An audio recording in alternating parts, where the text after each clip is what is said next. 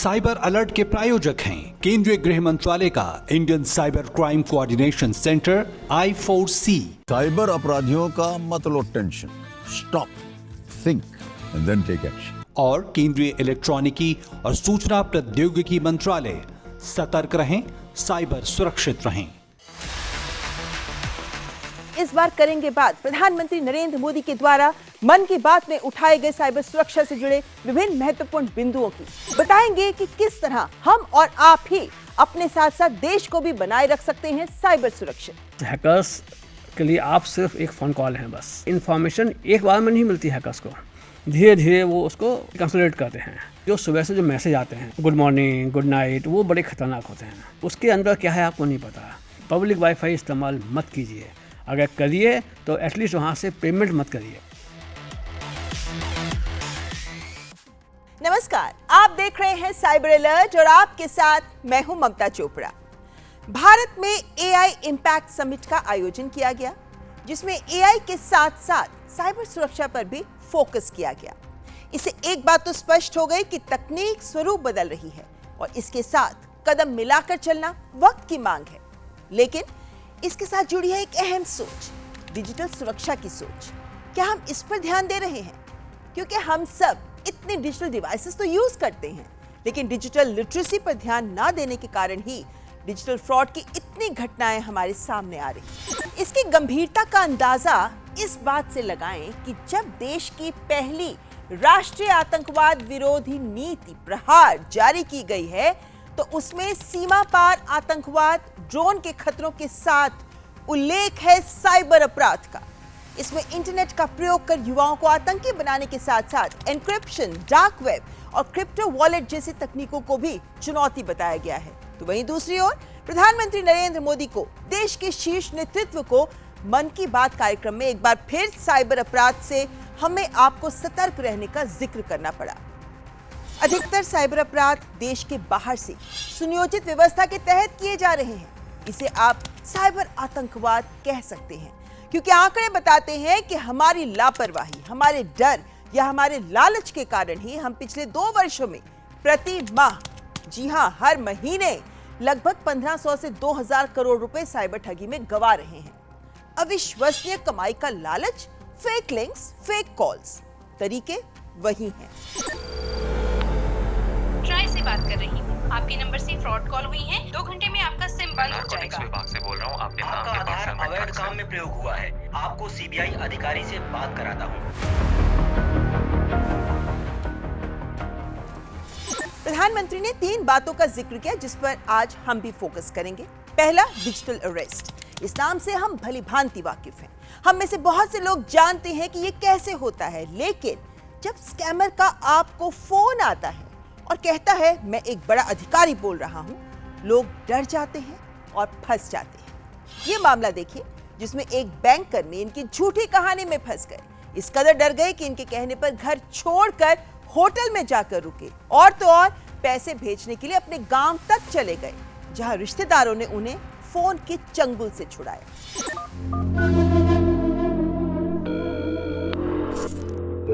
Call आया था, बोला मैं ट्राई से बोल रहा हूँ, आपका मोबाइल नंबर बंद हो जाएगा 2 घंटे में। और उसके बाद उसने वीडियो कॉल शुरू कर दिया और उसके बाद बोला कि आपके आधार से 2-3 सिम कनेक्टेड है, जिससे वल्गर मैसेज, सेक्सुअल हैरेसमेंट, ये सब का मैसेज जा रहा है और आपका मनी लॉन्ड्रिंग केस में भी नाम है और आपके अगेंस्ट में CBI इंक्वायरी चल रही है और पुलिस आपको अरेस्ट करने जा रही है, इसलिए आप घर छोड़ के कहीं होटल में जाकर रुको।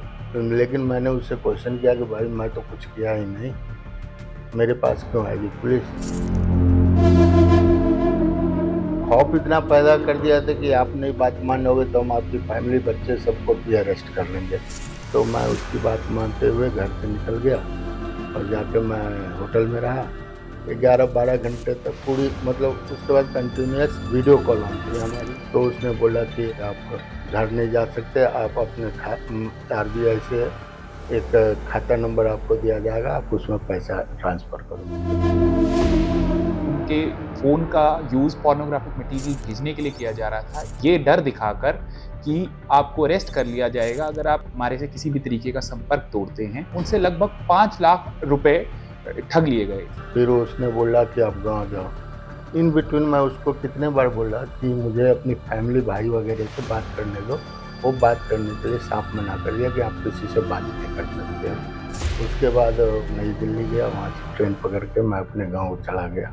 लेकिन गांव से पैसा निकलता नहीं, तो फिर मैं वहाँ के गांव के जो हमारे चाचा वगैरह थे तो उन्होंने मेरा फ़ोन ले लिया। उसके बाद ये कहानी बंद हो गई। तो देखा आपने, पढ़े लिखे लोग भी बन रहे हैं इनका शिकार, खासकर हमारे बुजुर्ग जिन्हें ये विशेष तौर पर निशाना बनाते हैं।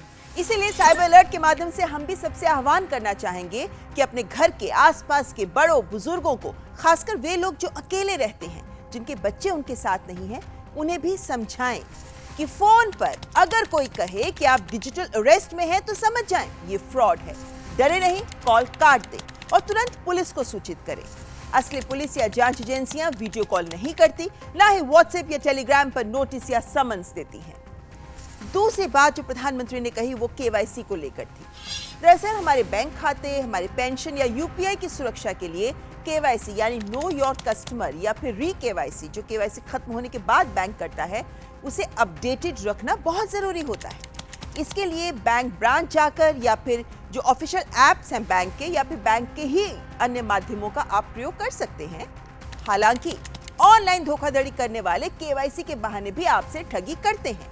बहुत से लोगों को केवाईसी की फेक कॉल्स आती रहती हैं और वो इसमें फंस जाते हैं। ध्यान दें, फोन पर किसी और की मदद से आप अपना केवाईसी अपडेट बिल्कुल ना करें।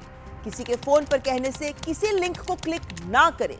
फोन पर लिंक भेजकर अगर कोई आपसे कोई ऐप डाउनलोड करवाए तो उसे कतई डाउनलोड ना करें। ये थर्ड पार्टी ऐप्स होती हैं जो खतरनाक होती हैं। और सबसे महत्वपूर्ण बात, हर कॉल को संदेह से देखें। ये मानकर चलें कि हर अनजान कॉल जो आपके फोन पर बजी है वो ठगी की ही है। विश्वास ना करें। और तीसरी बात, प्रधानमंत्री ने कहा कि अपना ओटीपी, आधार नंबर या बैंक खाते संबंधित जानकारी कभी किसी अनजान शख्स के साथ शेयर ना करें। और हाँ, अपने पासवर्ड को समय समय पर जरूर बदलते रहें। और इन मैसेजेस को देखिए, आपको भी इस तरह के मैसेजेस आरबीआई की ओर से आते होंगे। इन पर ध्यान दें और सुझावों का पालन भी अवश्य करें। दरअसल प्रधानमंत्री का हम सबका ध्यान इस ओर आकर्षित करने का मकसद भी ये है कि हमें सही साइबर व्यवहार सीखना बहुत आवश्यक है। वक्त बदल रहा है, हर किसी पर विश्वास नहीं कर सकते, खासकर फोन पर या फिर ऑनलाइन दुनिया में जहां कोई आपके सामने होता नहीं है। कोई कुछ भी झूठ बोलकर आपको फंसा सकता है। समझदार बने और सावधान रहें। कार्यक्रम में यहाँ रुकेंगे एक ब्रेक के लिए, लेकिन ब्रेक के बाद हमारे साथ जुड़ेंगे संतुलन चौबे जी, जो साइबर एक्सपर्ट हैं। आप देखते रहें साइबर अलर्ट।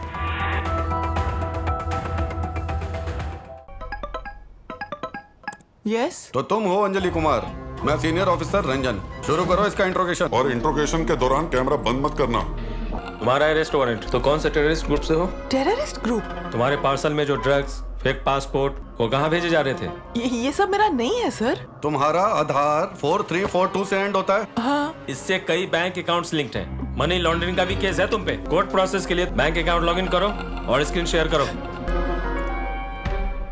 अब एफडी तोड़ो और सारा अमाउंट कोर्ट के अकाउंट में ट्रांसफर करो। पैसे आ गए। अब बस थोड़ी देर में केस का स्टेटस समझ आ जाएगा। याद रखें, असली पुलिस ऑफिसर्स कभी वीडियो कॉन्फ्रेंसिंग एप्स द्वारा इंटरोगेशन नहीं करते हैं, ना ही आपके फाइनेंशियल डिटेल्स मांगते हैं। ऐसे कोई भी कॉल्स आए तो तुरंत डिस्कनेक्ट करें और नेशनल साइबर क्राइम हेल्पलाइन 1930 पे रिपोर्ट करें। व्यक्तिगत जानकारी के लिए ऑनलाइन अनुरोधों से रहें सावधान। कुछ भी जानकारी देने से पहले जरूर सोचें। कोई भी वैधानिक कंपनी फोन या इंटरनेट पर आपसे निजी जानकारी कभी भी नहीं मांगती। इसलिए ऐसे कॉल या ईमेल आने पर अपनी जानकारी देने से पहले समझदारी दिखाएं और सावधानी बरतें।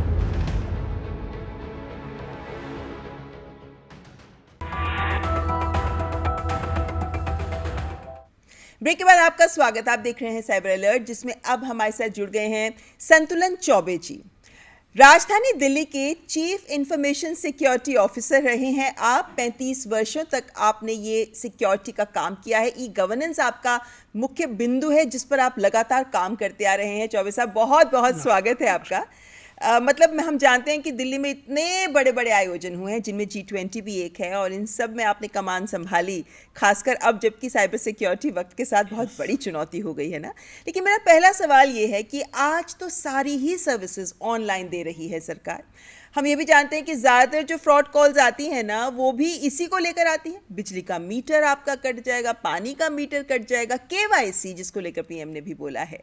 कैसे सरकार लोगों को इससे बचाने के प्रयास कर रही है और लोग भी कैसे इससे बचें? आपका सवाल बिल्कुल ठीक है। 2-3 चीज़ें आपको इसमें ध्यान रखनी चाहिए। पहली बात तो ये है कि सरकार के पास आपका डेटा है, इसमें कोई शक की बात नहीं है, और वो डेटा डिफरेंट जगह पर रखा हुआ है।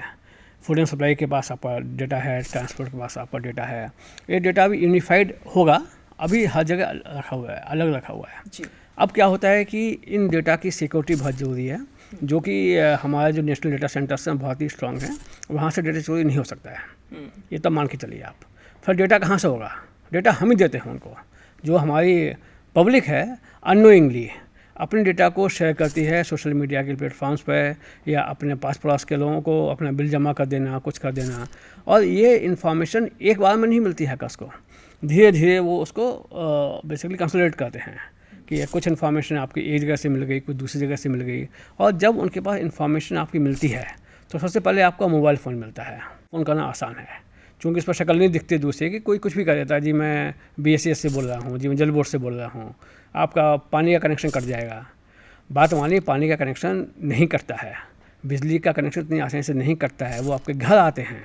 तो जस्ट कोई अगर आपको डराता है तो उसको सिंपली इग्नोर करिए, उस फ़ोन को नोट कर लीजिए, उसको ब्लॉक कर दीजिए, बात कम से कम करिए। मान लो बिजली का केस आपने लिया है, तो बिजली के केस में जो आपका नियर बाई JE है उसको फ़ोन कर लो, भाई हमने पैसा दिया था, क्या हुआ। और सारे नंबर ऑनलाइन वेबसाइट्स पर हैं। मुझे लगता है ये जो सहूलियत होती है ना, इसके मद्देनज़र कि अरे आसानी से हो रहा है, बहुत से लोग फंस जाते हैं और इनको एंटरटेन करने लगते हैं। करेक्ट। दूसरा हम लोग खुद ही ट्रैप पे आ जाते हैं। हम गूगल पर टाइप करते हैं जल बोर्ड, अब गूगल पे होता जल बोर्ड का नंबर को दूसरा आ जाए। क्योंकि आप तो सरकार में रहे हैं, आप लोगों के पोर्टल्स और हर चीज़ की सुरक्षा आप देखते रहे हैं। जी बिल्कुल। तो एक आम जन कैसे फिर पहचाने कि मैंने दिल्ली जल बोर्ड टाइप किया, मेरे पास 2-4 ऑप्शंस आ गई हैं, अब इसमें से असली कौन सा है? यस, बिल्कुल ठीक सवाल है मैम। इसमें 3-4 चीज़ें होती हैं। एक तो पहले HTTPS होना चाहिए, फिर gov.in देखिए, जो डोमेन नेम है वो gov.in है। अगर आपकी वेबसाइट गवर्नमेंट की वेबसाइट कह रहा है और डोमेन नेम के बाद में gov.in नहीं है, फॉर एग्जाम्पल अगर दिल्ली की साइट है delhi.gov.in हो जाएगा। अगर वो gov.in नहीं लगा हुआ है, केवल लोग सब इन लिखा होता है, उस पर भरोसा मत करिए। आपने भी डेटा की बात की ना, डेटा को लेकर किस तरह की सोच में बदलाव ज़रूरी है आपको लगता है, जो हम लोग नहीं समझ पाते? बिल्कुल बिल्कुल बिल्कुल। देखो, डेटा हमारे लिए आज से 10 साल पहले बिल्कुल इम्पोर्टेंट नहीं था। डेटा खासतौर से इंडिया में जो माइंडसेट है, वो डेटा के प्रति उनकी सोच दूसरी होती है। दे दिया कुछ भी दे दिया, अपना राशन कार्ड किसी को दे दिया, अपना ड्राइविंग लाइसेंस किसी को दे दिया, पहली बात। दूसरे, जब से सोशल मीडिया आया, स्टार्टिंग की बात कर रहा हूँ, हम जो भी काम कर रहे हैं सोशल मीडिया पर डाल रहे हैं, तो हमारा डेटा वैसे ही वहाँ कंप्रोमाइज़ हो गया। हमारी सही एज, सही जेंडर, सही फ़ोटो हम डाल रहे हैं। हम बिल्कुल आपसे नहीं करेंगे इसके आपका इस्तेमाल मत कीजिए, खूब करिए, लेकिन उसको पहले सही तरह से कन्फिगर करिए। फेसबुक, ट्विटर मैं भी इस्तेमाल करता हूँ, आप भी करते होंगे। उसका करने का अभी क्या है कि जो एक जनसाधारण है वो उसको कन्फिगरेशन पर नहीं जाता, उसके ऊपर वो सिंपली अपनी फ़ोटो शेयर करना चाहता है। कन्फिगर कैसे करें? कन्फिगर बताऊँ आपको कि आप उसकी सेटिंग में जाइए, आप ये वहाँ पे सेटिंग होती है जहाँ पे लिखा होता है कि आपकी फ़ोटो कौन कौन देख सकता है जी, पब्लिक, कॉन्टैक्ट, और जिनको आप चाहते हैं या जिनको आप एक्सक्लूड करते हैं। जो आपका व्हाट्सएप होता है, उसका जो आपका स्टेटस होता है आजकल, उसमें भी आप कन्फिगर कर सकते हैं कि आप किसको दिखाना चाहते हैं, किसको आप एक्सक्लूड करना चाहते हैं। दोनों ऑप्शन होते हैं उसमें, बिल्कुल ठीक, पॉजिटिव और नेगेटिव वाले। आप ये भी कर सकते हैं सबको दिखाइए -5 लोगों को छोड़ के, बिल्कुल। और आप कर सकते हैं सब हमारे जो क्लोज फ्रेंड्स हैं उनको दिखाइए। आजकल बहुत बात हो रही है DPDP एक्ट की, बहुत बात हो रही है हमारी डेटा प्रिवेसी की, बहुत बात हो रही है कि हम अपने डेटा को सेफ कैसे रखना चाहिए।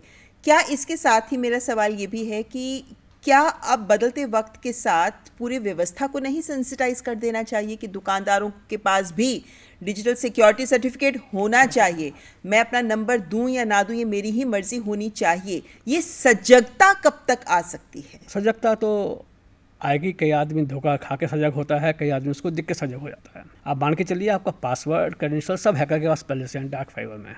OTP के लिए सारी फाइट है। अब क्या होता है कि जब आप कहीं खाना खाने जाते हैं रेस्टोरेंट में, वो आपसे बड़ी अदब से आपका मोबाइल फ़ोन पूछता है, आप दे देते हैं उसको। अब वो मोबाइल नंबर पूछते हैं, फिर कहते हैं जी आपके पास OTP आया होगा, वो भी बता दीजिए। देखिए, अगर मोबाइल नंबर वेरीफाइड नहीं है, बिल्कुल छोटी चीज़ से चलते हैं, तो उसके मार्केट में वैल्यू कम है। अगर OTP हमने आपको बता दिया तो पहला क्या हुआ कि मेरा मोबाइल वैलिडेट हो गया, ये मोबाइल मेरा ही है, पक्का पता चल गया।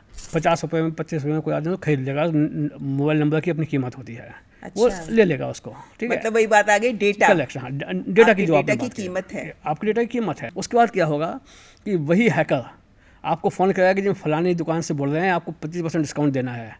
अब OTP आएगा तो बताना। अब ये डेंजरस है, कोई 25% डिस्काउंट नहीं है, क्योंकि आप एक बार दे चुके हैं, यू आर यूज्ड टू, उसको पहले भी दिया था फिर दे देते हैं। SMS को ढंग से पढ़ता नहीं है, वो SMS में कुछ और ही होगा।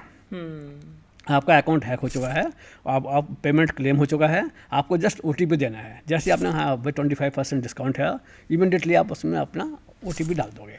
यहाँ पर डेंजरस है। अब क्या होगा, हमने उससे आर्गू किया कि भाई आपको ये पासवर्ड, आपको OTP कौन चाहिए?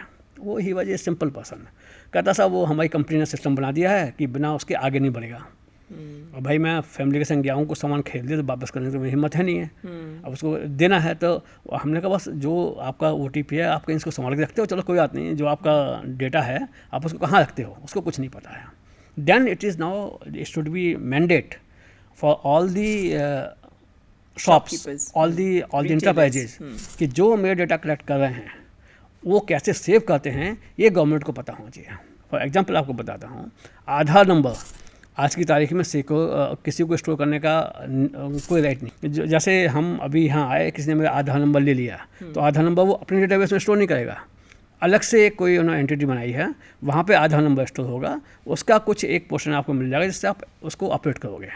हर एक बार नया हो। तो आधार को स्टोर करने का राइट किसी भी इंस्टीट्यूशन के पास नहीं है। जो बड़े इंस्टीट्यूट जैसे निक्सी है, NIC है, जो बड़े जो ट्रेंड है उसके लिए वही उसको स्टोर करेंगे और बाकी ऑर्गेनाइजेशन उसको यूज़ करेंगे। मुझे लगता है ये भी पता होना चाहिए कि ऐसे अपना आधार लॉक कर सकते हैं, आप बायोमेट्रिक लॉक कर सकते हैं, ये तमाम चीज़ों का पता होना चाहिए, उन्हें यूज़ भी करना चाहिए इन ऑप्शन। ये आपने बहुत अच्छा साइबर सुरक्षा जो आपने यहाँ चालू किया, आप लोगों को अवेयर करते हैं। ऐसे ही आपको अवेयर करके लोगों को ट्रेनिंग करनी है। देखिए Delhi is a metropolitan city, यहाँ तब भी लोग हैं जो गाँव में हैं, उनके पास भी आधार है, उनके पास भी इस तरह का मोबाइल है, उनको बिल्कुल नहीं पता कि हमें क्या करना चाहिए। अगर दिल्ली में 90% लोगों को पता है तो अच्छी बात है, बट जैसे आप दिल्ली से बाहर निकलते हैं, विलेज में जाते हैं, थोड़े कम बड़े शहर में जाते हैं, तो ये परसेंटेज 50, 60, 20 कम होता जाता है धीरे धीरे। एक चीज़ और मेरे मन में आती है, जो मैन्युफैक्चरर्स हैं वो जब कोई चीज़ हमको सेल करते हैं तो बाय डिफ़ॉल्ट सारे ऑप्शन ओपन होते हैं।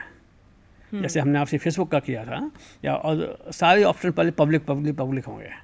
अगर हम उनको भी थोड़ा प्रेसाइज कर पाएँ कि भाई जब आप कोई चीज़ लॉगिन करते हो तो फर्स्ट जो होना चाहिए वो सारा क्लोज हो, नो टच पे होना चाहिए, सारे ताले लगे होने चाहिए। आप अपनी मर्जी से ताले खोलिए rather than सारे ताले लगाना, है ना। अभी क्या है, सारे ताले खुले हुए हैं।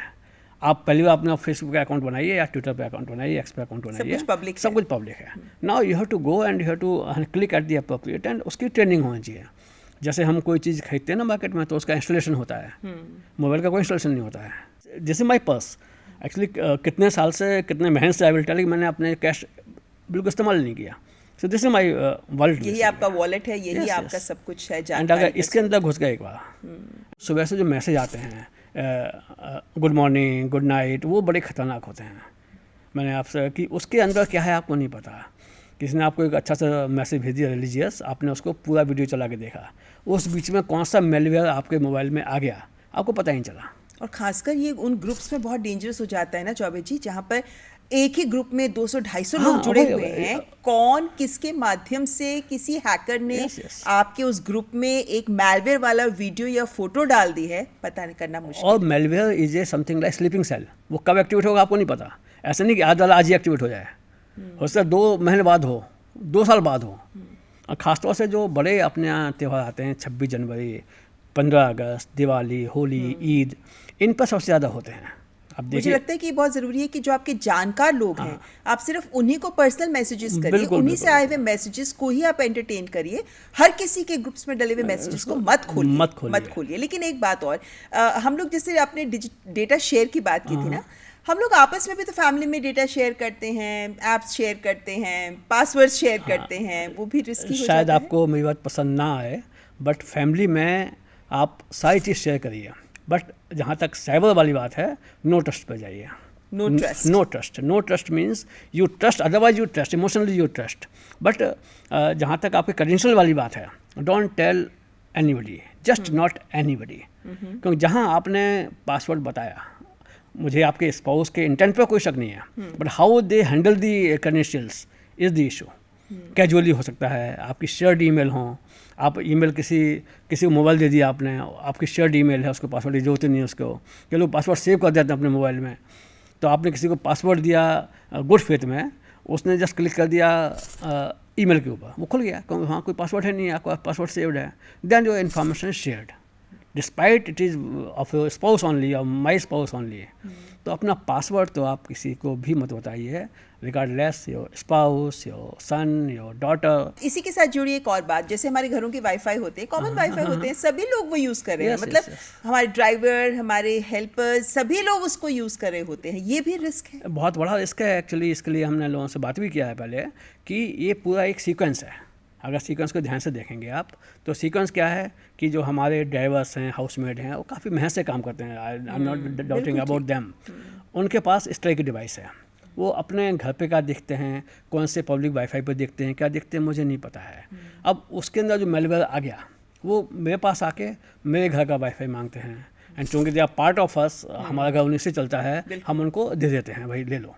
अब क्या होता है कि जो नेटवर्क में पासवर्ड वो आगे मेलवेयर आ गया, वो चांसेस हैं कि मेरे मोबाइल पर भी आ जाए, उस वाईफाई के माध्यम से मेरे पास आ गया। अब मैं ऑफिस गया, मैंने ऑफिस का नेटवर्क इस्तेमाल करना शुरू किया, so there is sequence basically. तो जरूरी नहीं कि आपने अपना एक एंड सिक्योर कर लिया तो आपका साइबर सिक्योर हो गया, आपको सारे एंड सिक्योर करनी है जहाँ जहाँ आप जाते हैं। पब्लिक वाईफाई इस्तेमाल मत कीजिए, अगर करिए तो एटलीस्ट वहाँ से पेमेंट मत करिए, कोई फाइनेंशियल एक्टिविटी बिल्कुल मत करिए वहाँ पे। आपका ईमेल बहुत इंपॉर्टेंट है, क्योंकि उससे बहुत कुछ एक्सेस करना संभव हो जाता है जो लोगों को कम पता होता है। मैं आपसे एक बात तो कहा जहाँ चूँकि आपने जीमेल की बात की है, इंडिया के पास, एक आम नागरिक के पास अपना कोई ईमेल नहीं है। वी आर कम्प्लीटली, जब तक हम गवर्नमेंट में होते हैं हम GOV.in इस्तेमाल करते हैं, जब गवर्नमेंट छोड़ देते हैं तो ऐसा कोई नहीं, जैसे आधार हमारे पास आधार नंबर है, 7 आधार नंबर मेरे पास है, बहुत कम कंट्रीज़ के पास है, आई एम प्राउड ऑफ कि मेरे पास है, UPI मेरे पास है, I am proud of that. But ऐसे ही हमारे पास कोई ऐसा ईमेल आईडी नहीं है जो हमको गवर्नमेंट प्रोवाइड करती है, इस पर हम ट्रस्ट करना है। पीपल विल अंडरस्टैंड दैट कि like Aadhaar, like UPI, we need a 7 email also. अभी क्या होता है कि हम सब कुछ सिक्योरिटी कर लें, हमारा पासवर्ड कहाँ आता है, जीमेल पे आता है, ठीक है। और कब हमारा जीमेल का कनेक्शन कट जाएगा, कब हैक हो जाएगा, हमको नहीं पता है। आपके लिए मैं दर्शकों को ये भी बताना चाहूँगी कि चौबे जी लेखक भी हैं, आप कहानियाँ भी लिखते हैं, फिक्शनल स्टोरीज, लेकिन कार्टून चैनल भी है इनका, और बहुत इंटरेस्टिंग साइबर अवेयरनेस से जुड़े कार्टून्स को ये बनाते हैं, दिखाते हैं। और चौबे जी, यहाँ पर आपका धन्यवाद करना चाहेंगे, आपने हमें बहुत काम की बातें बताई हैं। ये हमारा सौभाग्य है कि हम आपसे मिले और एक पूरा एक इकोसिस्टम में का पार्ट बना मैं, क्योंकि ये आप जो कर रहे हैं वो लॉन्ग टर्म जाएगा। जो साइबर अवेयरनेस है ये एक दिन का काम नहीं है, ये सालों साल का काम है, ये माइंडसेट करने वाला, माइंडसेट चेंज करने वाला काम है।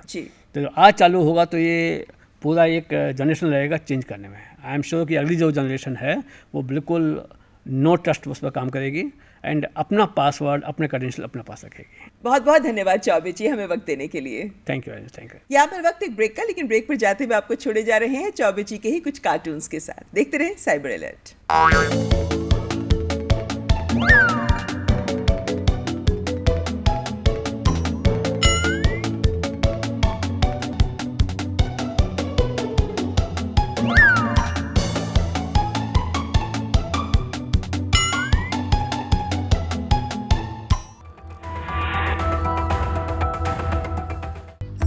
तुम तो कमाल के आदमी हो यार, हमारा भी पैसा बढ़ा दो। सर ग्रुप पे जैसा बोला जाए बस वैसा करते जाइए। अच्छा, ये तो बहुत अरे का कर दिया महाराज। आप जैसे पढ़े लिखे लोगों को ये लोग ये बिल्कुल फर्जी इन्वेस्टमेंट ग्रुप का सदस्य बना करके आपको फंसा रहे हैं। हमको चूना लगा रहा है। बिल्कुल आप भी कभी भी किसी अनजान सोशल मीडिया इन्वेस्टमेंट ग्रुप में बिल्कुल न जुड़े। और यदि स्टॉक मार्केट में इन्वेस्टमेंट करना हो तो हमेशा सेबी अप्रूव्ड ऐप से ही करें। शिकार होने पर ये नंबर पे फोन कीजिए 1930 या फिर ये जो वेबसाइट दिया है ना नीचे www.cybercrime.gov.in आपकी स्क्रीन पर, वहाँ शिकायत जो है आप दर्ज करें। व्यक्तिगत जानकारी के लिए ऑनलाइन अनुरोधों से रहें सावधान। कुछ भी जानकारी देने से पहले जरूर सोचें। कोई भी वैधानिक कंपनी फोन या इंटरनेट पर आपसे निजी जानकारी कभी भी नहीं मांगती, इसलिए ऐसे कॉल या ईमेल आने पर अपनी जानकारी देने से पहले समझदारी दिखाएं और सावधानी बरतें।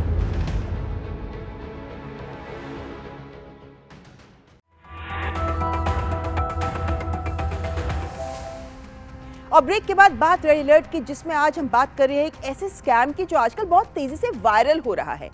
ये खुद एक स्कैम है। नाम दिया जा रहा है हेल्प स्कैम। कि कोई पढ़े लिखे सा दिखना व्यक्ति जो मिडिल एजेड का होगा या सीनियर व्यक्ति होगा, वो आपसे मदद मांगते हैं पब्लिक प्लेस पे कि उनके फोन पर उन्हें कुछ मिल नहीं रहा, या फिर किसी और बात का भी बहाना बनाते हैं और आप उनके फोन को लेकर फोन देखते हैं, उनसे बात करते हैं, कुछ टाइप करते हैं या कुछ क्लिक करते हैं उनकी मदद करने के लिए।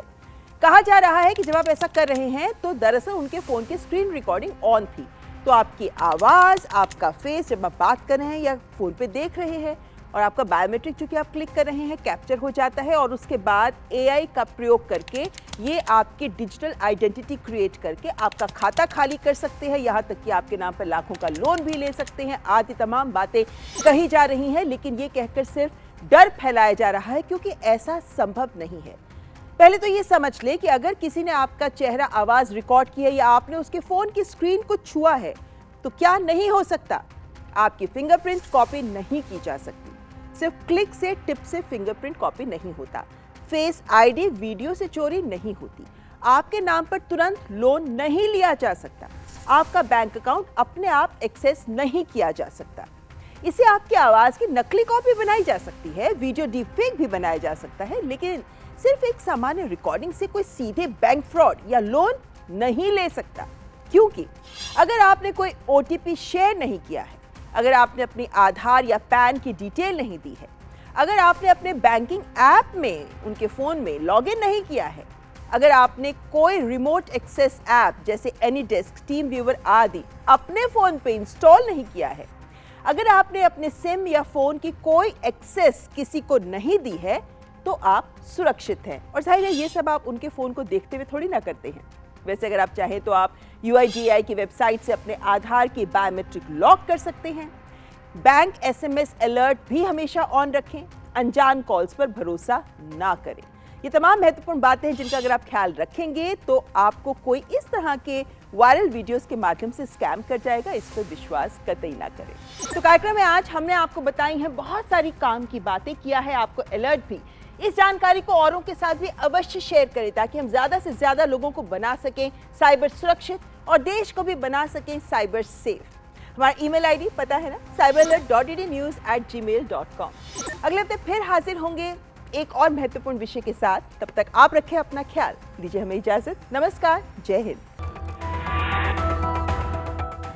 साइबर अलर्ट के प्रायोजक थे केंद्रीय गृह मंत्रालय का Indian cyber crime coordination centre I4C। Cyber अपराधियों का मत लो tension, stop, think and then take action. और केंद्रीय इलेक्ट्रॉनिकी और सूचना प्रौद्योगिकी मंत्रालय, सतर्क रहें, साइबर सुरक्षित रहें।